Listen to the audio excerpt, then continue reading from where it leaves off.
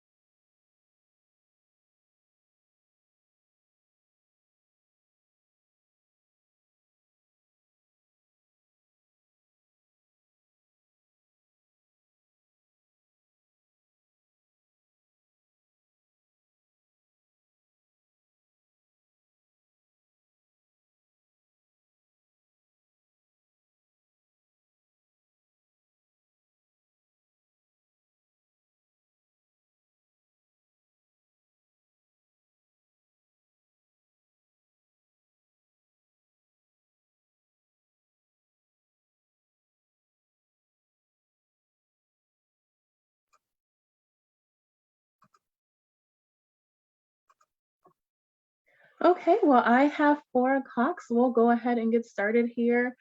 Good afternoon, everyone. If we have not yet met, my name is Taylor Lowry, and I'm one of the career counselors and career services. Just want to thank you all for joining us this afternoon, and a special thanks to our panelists for being here, and thank you to Dr. Jeanette Ferguson, who will be moderating this afternoon. Before I kick it over to Dr. Ferguson, I just want you all students to know that this event is for you. It is meant to be helpful for you as you're exploring your journey and trying to determine what your next steps may be after Columbus State. So we do have some prepared questions this afternoon, but you are welcome to ask your questions of your own as well. There will be some time left at the end. So you can ask your questions at that time, or you can place your questions into the chat throughout the event, and we will toss those out as appropriate. We are also streaming live to Facebook, and so I'll be taking a look at that chat as well. So please share this event with your friends, tell them they can log on either here or on Facebook, and then we'll be sure to get any comments or questions shared with our panelists. And with that, I will hand it off to Dr. Ferguson to get started with our panel. Good afternoon, everyone. So panelists, our first question is, we'd like you to talk about your journey within STEM and how it led to your current role. Beth, why don't you get us started? All right, thank you. So for me, I always enjoyed the sciences.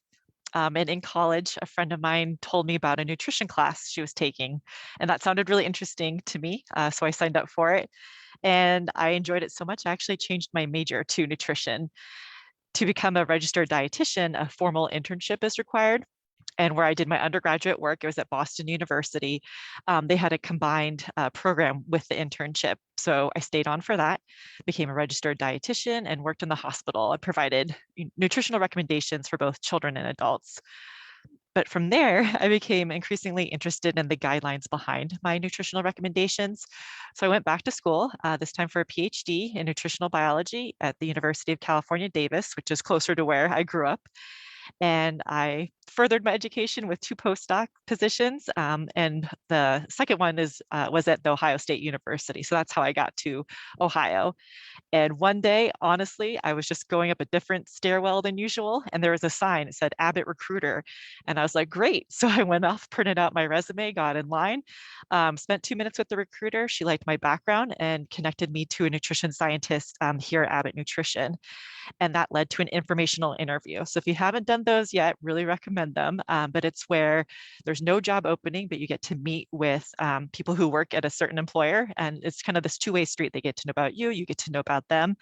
But like I said, there's no job opening, so it was no pressure. And a couple of months later, a position opened up, and now I'll be celebrating 5 years at Abbott next month. So for me, I really felt like my journey was influenced by my network, passion, and really being at the right place at the right time. Thank you. That was a great answer. Keisha, why don't you share your STEM journey? Sure. I would say that my STEM journey started very early on, even though I didn't realize it at the time. I have absolutely always enjoyed math and loved problem solving. I say probably beyond, outside of my mom, math was probably my first love.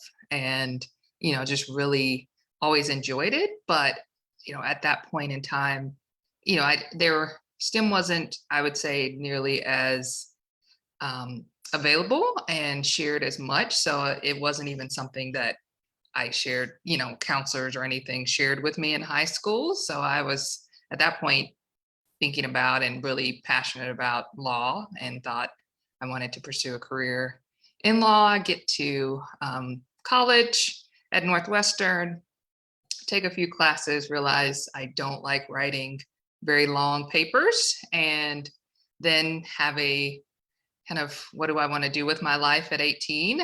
And, talk to a counselor, and she's asking me, okay, what things do you like? What are you good at? And I show her my transcript. She's like, wow, you're taking calculus. I'm like, I love math. It wasn't something I needed to take, but just something I always enjoyed. And so, she shared with me, hey, I think you should think about engineering. I actually was part of an engineering club even before I got into STEM and engineering. And so I went to a conference. National Society of Black Engineers had a national conference, went to a conference there, talked to a couple of recruiters, and realized, wow, there's a lot there with industrial engineering. There's a lot within a career in engineering, and came back, switched my major at the end of freshman year. And, I would say the rest is kind of history. It's led me to just apply it in a lot of different ways. And,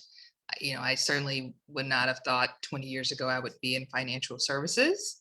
And even now, I still get the question of, what does an engineer do at a bank? But there's so many problems to solve, so much, information and data analytics that, wherever your STEM career leads you, there are problems there to solve. And so I would definitely encourage you guys, as you're on your STEM journey, that it's a very long journey of many, many opportunities.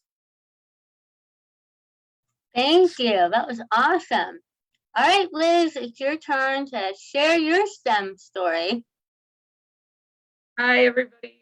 I started out after high school at Ohio University. I majored in fine art.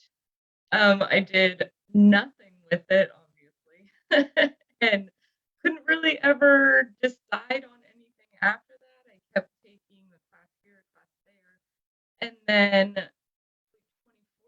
I started at Columbus State. Liz, I'm so sorry to interrupt. I think that your audio is cutting out. Is Oh, anyone else having difficulty hearing? Okay. yeah. Okay. Is this any better if I Yes. speak up? Yeah, that's Okay. better. Okay, great. Thank you. I started at Columbus State in, I think, 2014, and took a programming class and just got hooked and stayed and graduated with web development from there in 2015. And then I started with Robin Tech, a client-based web development firm in Columbus, and I was there for almost 7 years. And then just 2 months ago, I left Robin Tech to start my own business. So I'm writing a WordPress plugin that hopefully I can put up for sale in the next 2 months if it ever is finished. That's me. If you could hear it. We are still having a little problem with hearing you, so just so you're aware. All right. I'm so sorry. Oh, no problem. No problem. These things happen. We're all used to it in Zoom world. All right. So our next question is, what types of experiences did you gain outside of the classroom during your college years? How were those experiences beneficial to your development? Tisha, let's start with you. Yeah, I would say the biggest experiences for me were one, internships, and really 100% of the internships that I received during my undergrad came from or through connections with National Society of Black Engineers. So I would say that internships, but then also getting involved in organizations is critically important because, to Beth's point, being able to network with professionals in various companies is critical. That comes through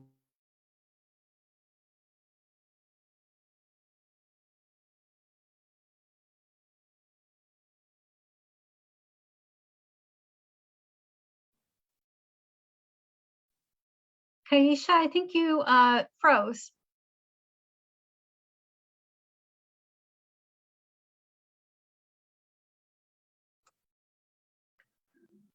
She may need to log back in. I think we can go ahead and move on to perhaps Beth. Okay, Beth, what experiences did you gain outside the classroom during your college years, and how were they beneficial? So I was actually the summer, I got a job at a local hospital as a diet assistant. It's my first nutrition related job. So that hospital had like a room service system where patients would call down for their order. And if they weren't on a special diet, they could get whatever. But if they were on a special diet, then I would have to help them make those food choices that were consistent with, a heart healthy diet or a diet for someone with, kidney disease. And the dietitian, this was back in the day with paper.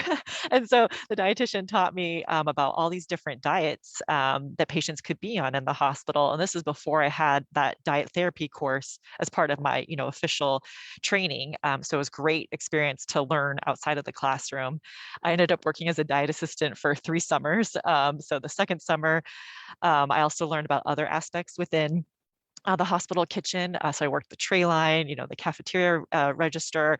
And then that third summer, I did more administrative work, like updating protocols for the dietitian. So that was my primary first experience. But I did want to do something different, my last summer. And I researched dietitians in the area, expressed my interest in working with them. And didn't get a lot of responses, but one did respond, said she wanted me to volunteer. I was like, great, I'll volunteer. And then she ended up hiring me to help her with pediatric research and be her teaching assistant. And so I just feel like all those, summer experiences during college were just really invaluable. It gave me, hands-on experience, in the field, and then, also helped to put all that coursework into perspective. Great. Keisha, I see that you're back with us. If you want to answer that question again, we'll try again. Sure, goodness. Zoom is being quite finicky today. But I was saying that, I think the 2 things for me were internships and organizations, and, particular organizations, STEM organizations, and being able to network with professionals in the industry, learn about it, and then actually apply what I was learning in the classroom in a professional setting really just helped to deepen my knowledge and really expand my just overall network of people that I knew in the industry. Fantastic. All right, Liz, are you with us? Okay. I'm here. I've got a microphone. Is that any better? Yes. Okay, great. So, what experiences did you gain outside of the classroom during your college years, and how are they beneficial to you? Well, while I was at Columbus State, I was still working at PNC. So I learned a ton about time management, from going to my part-time job as a bank teller and then going to class at night and then being there with my family. I have a daughter and cats and a husband.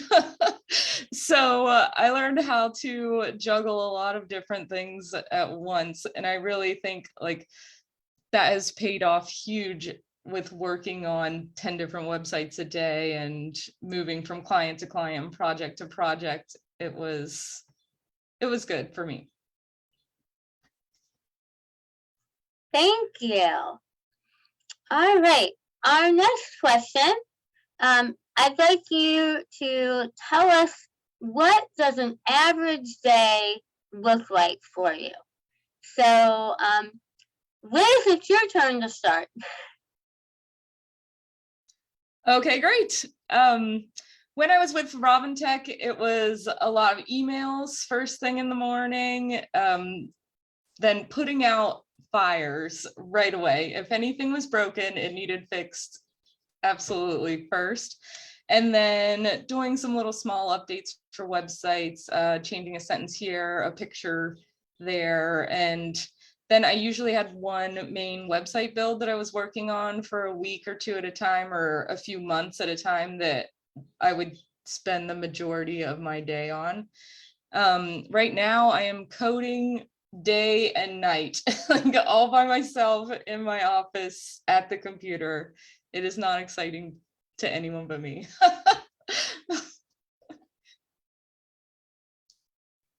Thank you. All right, Keisha, why don't you take us through an average day?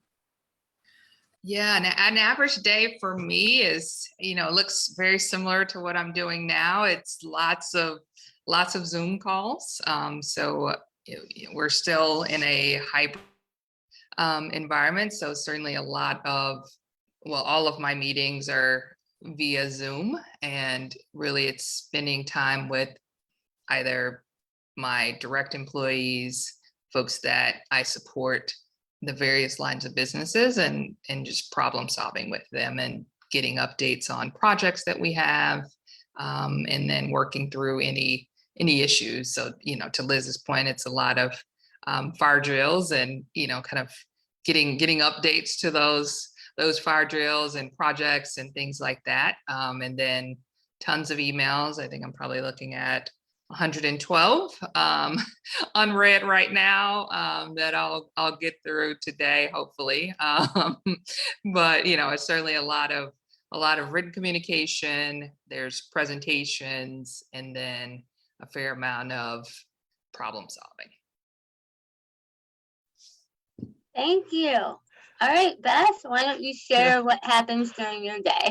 Yeah, I'm just kind of laughing because I don't know if I have anything more to add than Liz and Keisha. It's really, checking emails, chat, anything urgent that might reprioritize my day, and then attending project meetings, and then in between meetings, working on those projects. I think the one thing that is a little different is my work's categorized kind of like into 4 buckets. So I do scientific support, for products that we have. So, reviewing any material that leaves the walls of Abbott, and then working on innovations, what's next for our products.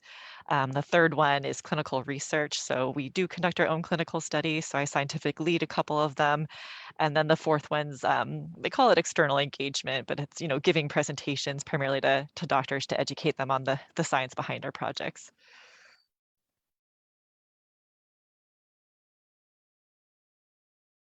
Great.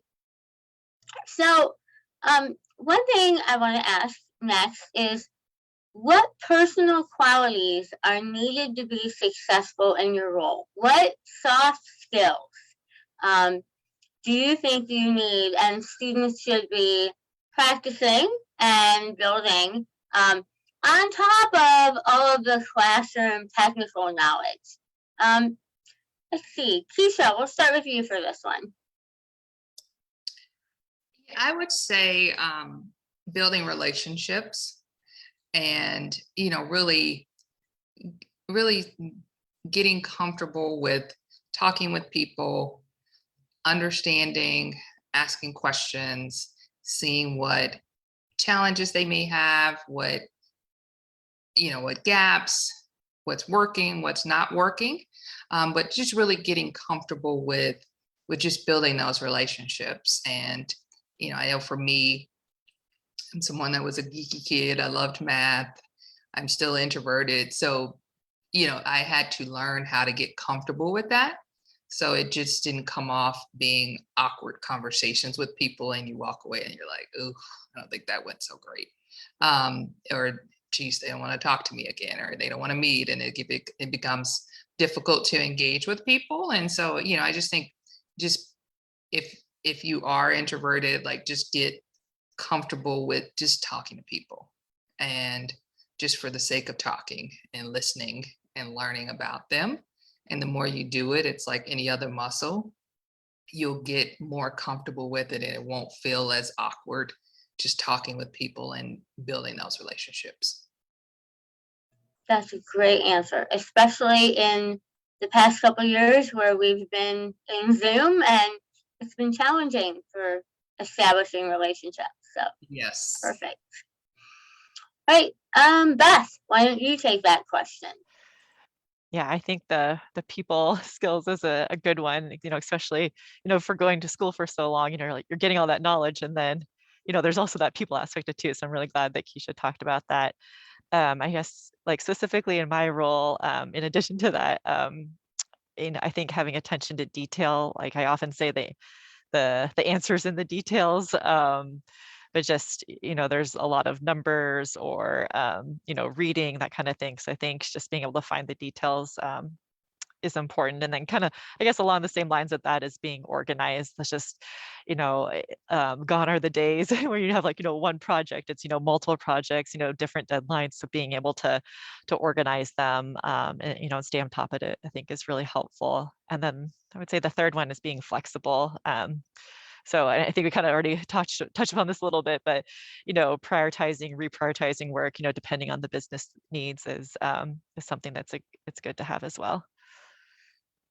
Perfect. And now Liz.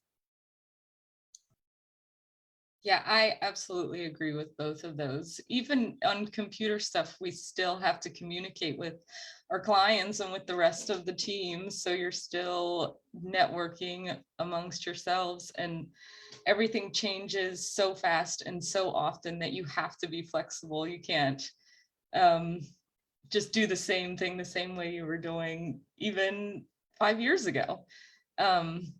Also, I think persistence is another one for me because everything's changing and you have to go look for new ways to do new things all the time. And the answer is always there. You just have to keep going until you find it.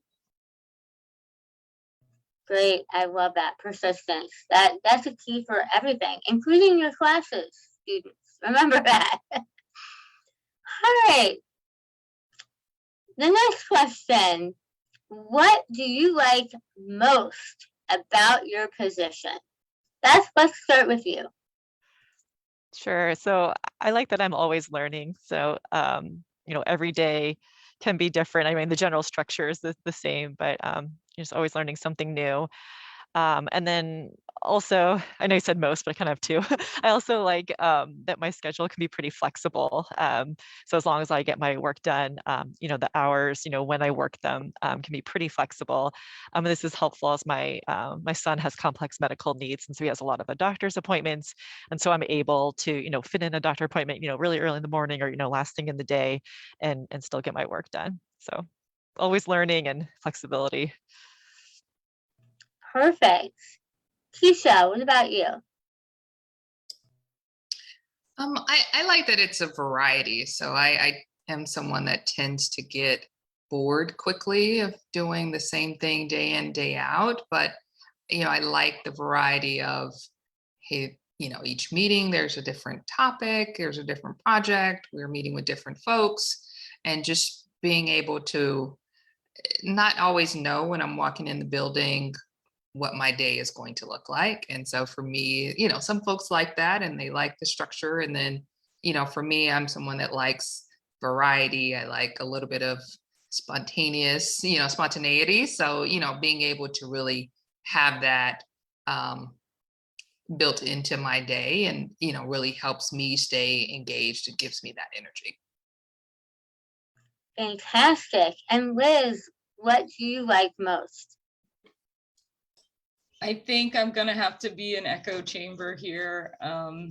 My schedule's really flexible too. I'm working from home, pre-pandemic and during the pandemic, and every day is absolutely something new. So it's really great to be challenged every day, or to, like, I don't know, just be surprised every single day. Fantastic. Okay, our next question. What do you find most challenging about your job? And Liz, we'll start with you so you don't have to be an echo chamber. Well, I thought about this for a while, and like, I don't like poor communication, but who doesn't? Mostly it's dealing with older systems, I think, is my biggest challenge. It's hard to find information about them. Everybody's moved on. There's the newest, greatest thing out there now. They're harder to work with. They're, dying out for a reason. It makes everything more difficult to work with older code. Even my old code is especially terrible to work with. All right, Beth, what do you find most challenging? I would say actually something that Keisha touched upon earlier, the people skills. Like I mentioned earlier, I went to school for so long, for the nutrition knowledge. But I find, like, in particular, like, negotiating is tough for me. So an example of that is being, asked to complete something that, is going to take a lot of time, but then, asked for a short turnaround time. I mean, kind of negotiating, okay, when do you really need this? And then reprioritizing my current workload. I'm still, working on that. So people skills. Work in progress. All right, Keisha, what's most challenging for you?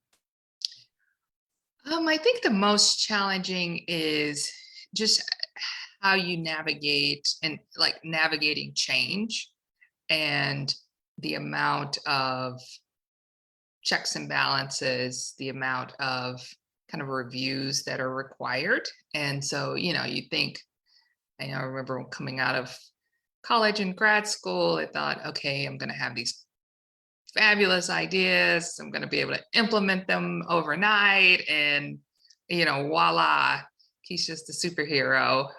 You find in organizations, and, any size of an organization, there are levels of approvals, there are levels of checks. And so just being able to understand and navigate that and build in time is, something I'm always looking, as a process improvement person, to streamline that. And how do we do this quicker? How do we do it more agile? But, certainly it's still a work in progress of, just navigating that change. Great answers. All right. How do the demands of your job impact your responsibilities outside of work? So Beth, let's start with you. Yeah, so my husband and I both work, but mine's in person. He works remotely, so we just divide up the responsibilities at home. So, for example, I do the laundry because I found that I can do that any time of day, even in the middle of the night, if needed. But my husband would then cook the dinners because I'm just not home in time. But regarding like working outside of business hours, I do try to limit that. Or if I really do need to on the weekend, I try to wait until the kids go to bed. So if something comes up, I do need to work on the weekend, I'll work during their nap time, for example, or, send them, if it's a big project, send them to grandma and grandpa's for the afternoon if I can. So I try not to at least have my kids notice it. And then, like I said, divide and conquer, definitely. Liz, how do the demands of your job impact responsibilities outside of work? Well, like I said, I've been working from home for a while now. So basically my home and my work are the same, one and the same. So sometimes it's hard to just, shut the computer off and then immediately run in and start making dinner or start helping with homework, or, forgetting about all of my frustrations that I was just having 10 seconds ago. I don't want to say I miss sitting on 270 for an hour and a half, but maybe I do. You know, you had a little transition. Thank you. Keisha, same question. Yeah, this time, Liz, I'm going to do the echo chamber. I certainly found it very hard early on in 2020 and probably most of 2020. I think I probably struggled with the line of working at home and then separating, out and saying, okay, it's time to shut down, Keisha. It's, because it's so easy to send another email. It's so easy to crack the laptop open, and, just had to really refocus and, just say, okay, if I were in the office, I would have the drive home, I would have time to decompress. And so how do I do that in a work from home? And so it's like, okay, shut it down at a decent hour, go take a walk, go, start other things, but it, not continue to let it just bleed over into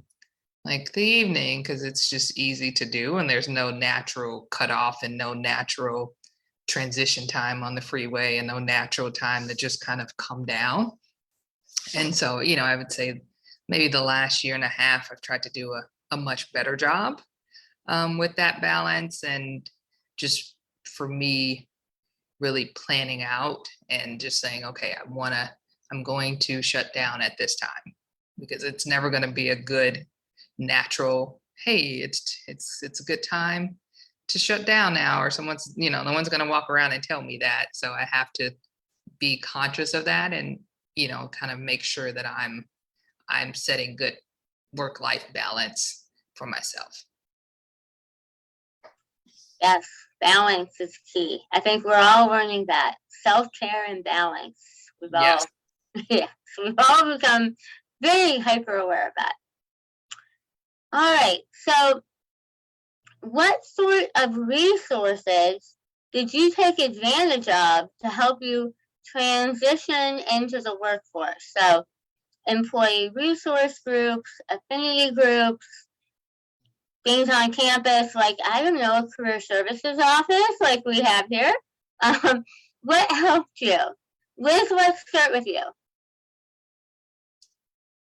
Yeah, I tried some, headhunters and recruiters right out of school, and it wasn't great for me because my resume was full of technical jargon, I guess you would say, computer terms, and I don't think everybody understood, like, it said computers, the job listing said computers, so obviously we went together. And I had some really awkward interviews where we were just talking in like literally different languages because it just wasn't the right fit for me. So I did do some of the Columbus State. Oh my God, my advisor was so great. I wish I remembered her name, like, to give her a shout out here. But she really pushed me towards like looking for specific companies and trying to find somewhere that I really wanted to be and to get an internship with them instead of just kind of putting myself out there for anything that I could get, kind of thing. So I went for a Robin Tech and I got it, and it really worked out great. Perfect. Keisha, why don't you share? Yeah, I would certainly say that employee resource groups have been really, really helpful.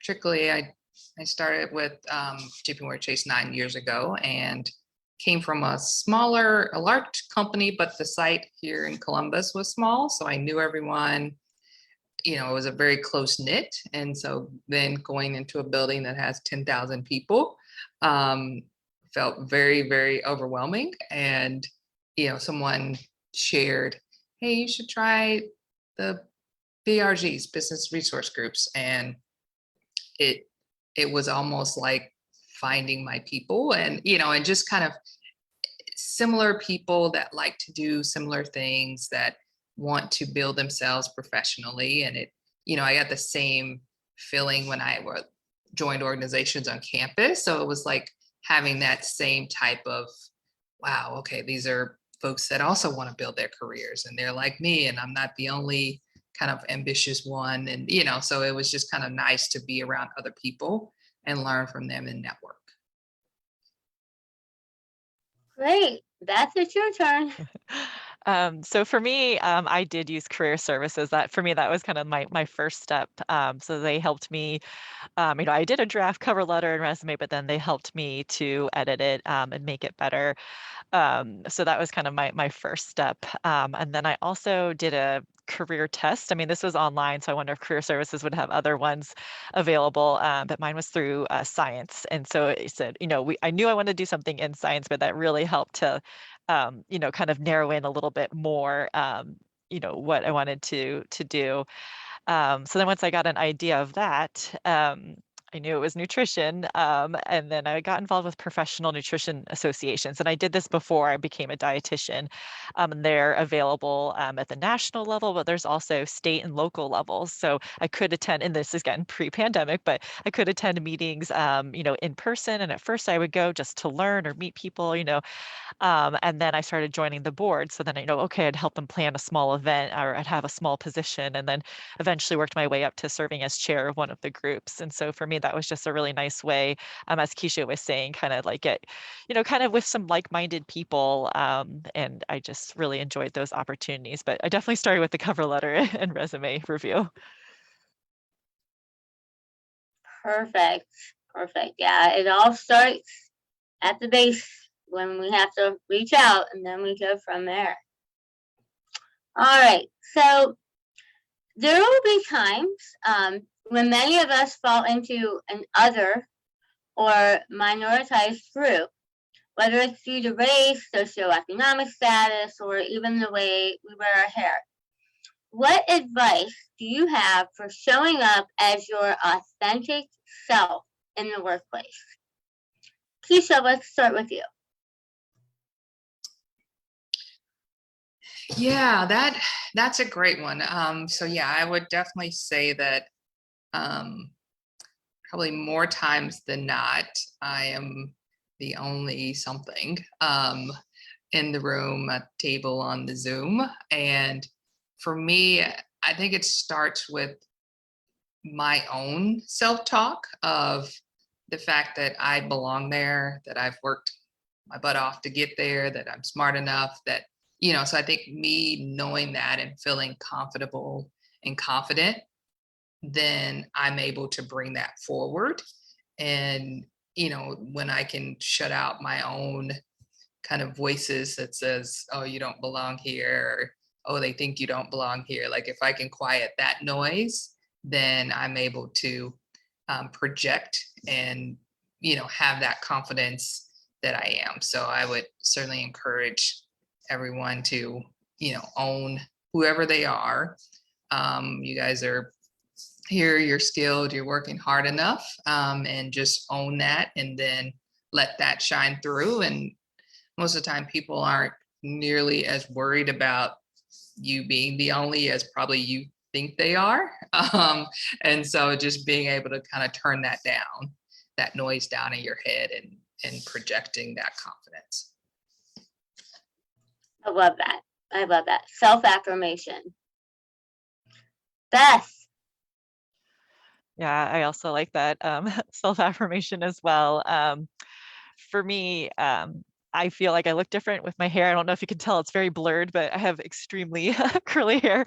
And it's been kind of like a love-hate relationship with it. I got a lot of comments on it growing up, mostly, in school, but now in industry, I get a lot less. And I just wear my hair naturally. And I just try to see the benefit in it is that it makes me unique. It's made me into the person I am today. And also that people remember who I am because of it. So I think I'm just trying to think of, okay, what are the positives of this, and then kind of move on.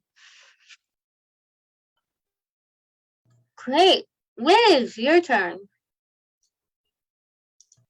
Yeah, I think building on both of those, because you have to go in with confidence. And most of the time, if you're somewhere, nobody else is really worried about that, like Keisha said.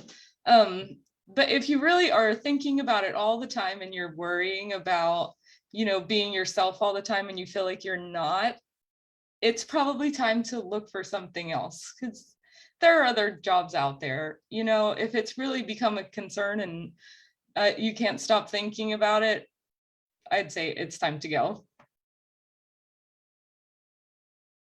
Great. So are there any professional associations or other resources you would recommend if students are interested in learning more about your fields? So Beth, do you want to start with that? Sure, especially because I mentioned it earlier, but I didn't give any names. So your school might have one, but in a kind of more at the professional level, the Academy of Nutrition and Dietetics is the one I was referring to earlier, and you can join at a student rate. They also have a local chapter, which is the Columbus Dietetic Association, and they're the ones that hold the regular meetings with different nutrition speakers, on different topics. So that's, yeah, I would say that's the number one if you're interested in nutrition. Great. Liz. Mostly for anything on the internet, there's not a lot of licensure or certifications or professional organizations. So you kind of have to look for meetups or find your niche. Like I deal in a lot of WordPress, so they have an annual thing in most big cities, the big word camps. And then you get to be with the like-minded people like we were talking about earlier, so you can, nerd out on your your work stuff with other people that are interested in it too. And Keisha, any professional organizations you recommend? Yeah, there were two. So I'd say the Society of Women Engineers is certainly a great organization, and then the National Society of Black Engineers. But I think any organization that's specific to your field of study is going to be, amazing, because it will give you the opportunity to meet up with your people and, kind of nerd out, geek out with folks that share similar backgrounds, whether it's a love of math or science or biology or engineering, technology, like whatever it is. Like, I would just encourage folks to look there. And then certainly I know Columbus State has a lot of alumni as well. Like I would certainly encourage you guys to plug into that, and then, connect with folks in that way too. All right. So, what advice do you have for women seeking to get into your specific industries? Liz, let's start with you. Well, I mean, maybe it's not female specific, but so much information is out there online. There's so many free coding courses, and for $60 you can make a website and and just keep working on it. So that's what people want to see, is the websites and the work. So if you have a nice portfolio, you're halfway there, and that portfolio can be a website all about you. So just build things and then show them to people, obviously. I love that. Beth. So in nutrition, it's actually mostly women. So I say go for it. But just to give I guess some more advice beyond that. There's so many areas of nutrition. I'm in pediatrics, but there's also sports and clinical, in the hospital, etc. And so I would maybe start off trying to figure out which area within that nutrition that you're interested in, and then try to get an experience from there, even if it is, volunteering at first, or, a part-time job, or, just some kind of experience, because then you can learn, hey, do I like this area or not? And then you can build from there. Great. And Keisha. Yeah, I would just say, just do it. You can think about it and kind of talk yourself in and out of things. But if it's something that you're interested in, then go for it. You may not know anyone. Now you know people. You may not, your family may not have come from that background, but whatever, just, take the plunge. And there are enough resources, as Liz and Beth had mentioned, like the internet's available. You've got career services, you've got student services. Like, there's a lot of support, a lot of organizations. And so you don't have to feel like you're alone in this, even if it's not a journey that you know anyone that's gone on before. Great. And so we have one last question before we look at the chat and open it up to all the students. What final words of advice do you have for students as they prepare to either begin their first career or transition into a new one? Beth, let's start with you. I would say keep up the great work. All that hard work that you've been doing, will be worth it, or is becoming worth it. And then also something that, I didn't really think of, while I was in school, but, your classmates will become your colleagues. And so I'm still in touch with my, classmates, and it's been fun to encourage each other over the years, or get advice, that kind of thing. And then the last piece of advice I would say is do informational interviews, asking someone, for 15 minutes or maybe 30 minutes of their time, just to understand, their career path, maybe other career options, can help you make contacts and decide if that's a right step for you. Thank you. Keisha. I would say start to build a professional brand. And, I think it's being able to do that via a social media, so a LinkedIn.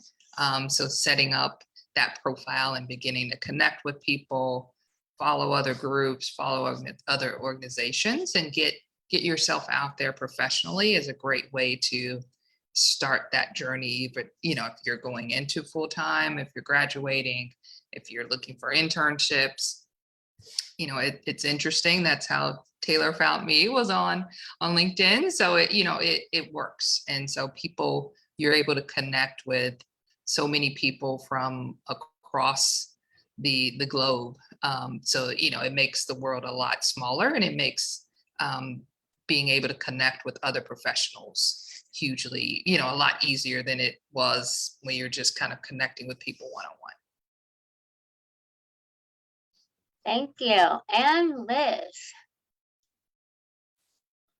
I think that everybody that's here is going to Columbus State right now, right? Except for a few of us, which is an excellent foundation to go on to another school, to start a career, to transition into another career.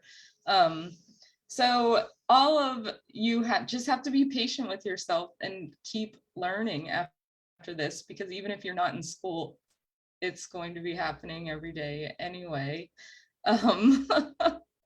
But for the people doing career transitions, I, from experience, would say it's pretty humbling being an intern again as an adult. And you just have to remember why you went to school and why you decided to make that career change every day. And then you can bring your old soft skills from the last job into your new one, and then you'll be an asset.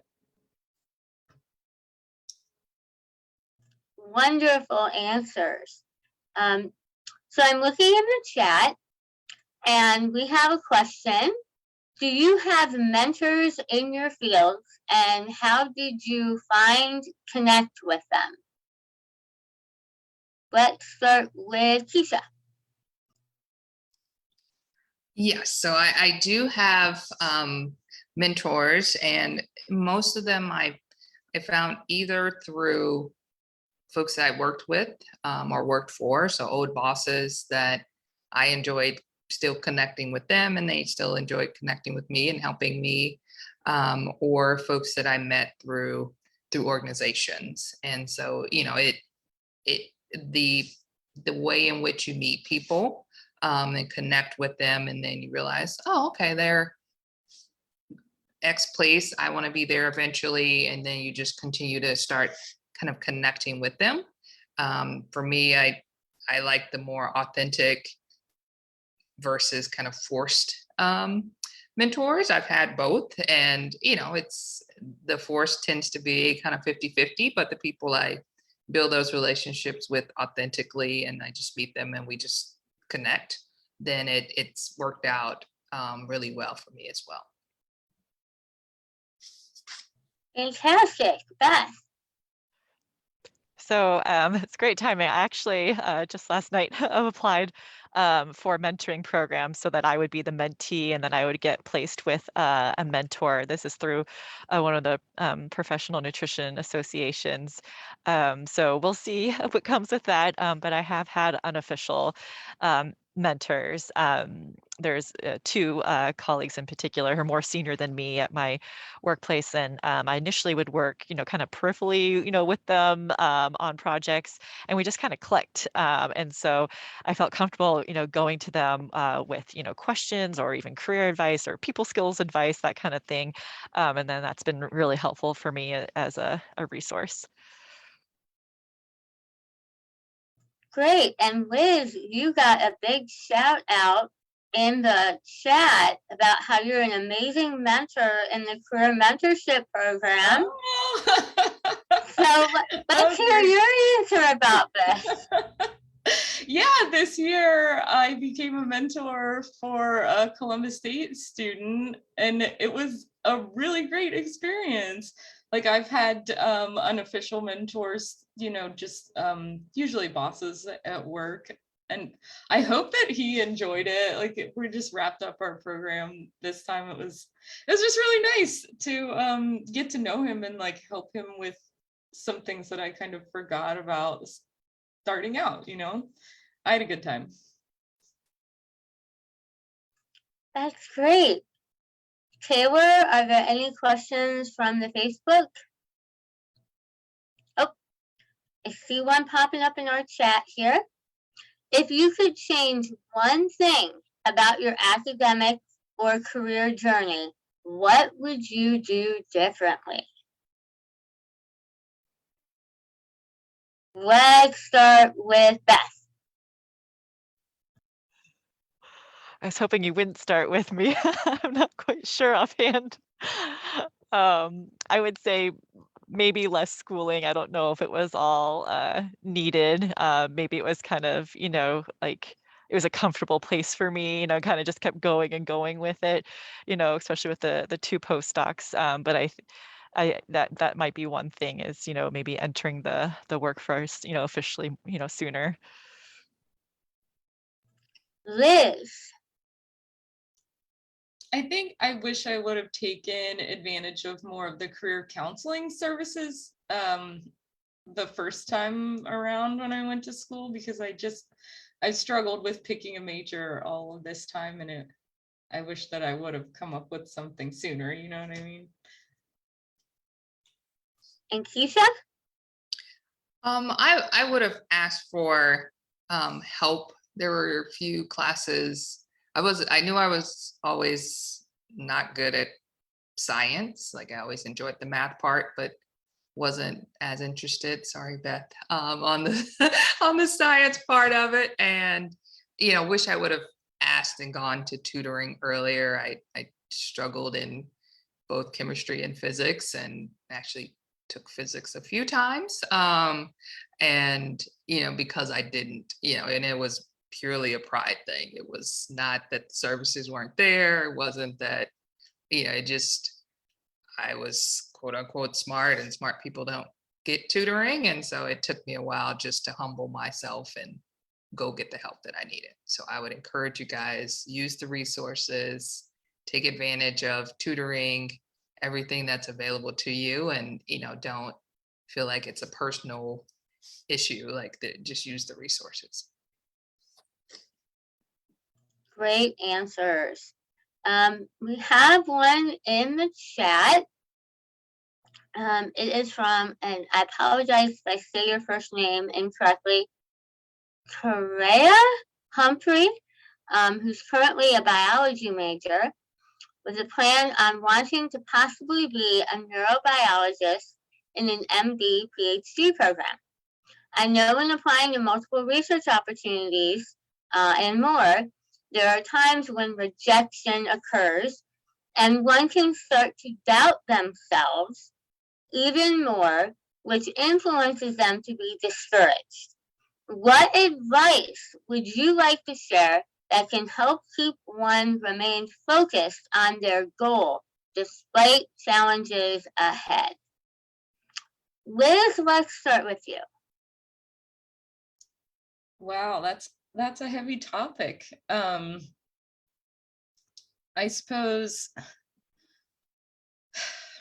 you have to do something every day, and the more you do it, the more confidence that you'll build up.